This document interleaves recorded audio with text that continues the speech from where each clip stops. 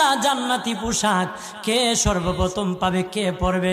নবী বলেন, আয়েশা রে, জান্নাতি পোশাক সর্বপ্রথম আমি রাসূলুল্লাহ পাবো, কিন্তু আমি নবী সর্বপ্রথম পরব না।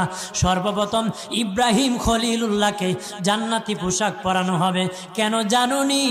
ইব্রাহিম নবীকে নমরুদের আগুনে যখন ফেলে দেওয়া হয়েছিল, দুনিয়ার সব ছেড়ে দিয়েছিল, বাড়ি ছেড়ে দিয়েছিল, সম্পদ ছেড়ে দিয়েছিল, মা বাবা ছেড়ে দিয়েছিল, এমনকি গায়ের জামা যখন খুলে নে, ইব্রাহিম কয়েক কাপড় ছেড়ে দিতে পারি, আমার আসমানের মালিককে ছেড়ে দিতে পারি না। ওই দিন আল্লাহ ইব্রাহিমের সাথে অঙ্গীকার করেছিল, ইব্রাহিম আজকে তোমাকে সকলের সামনে উলঙ্গ করে লজ্জায় ফেলে দিয়েছি ইব্রাহিম, তারপরে তুমি আমাকে ছাড়ো নাই। আমি কিয়ামতের দিন সকলের সামনে মুসলমান, বেঈমান, কাফের, নাস্তিক যারা তোমাকে উলঙ্গ করেছিল, তাদের সামনে আমি আল্লাহ আনুষ্ঠানিকভাবে তোমাকে কাপড় পরাই।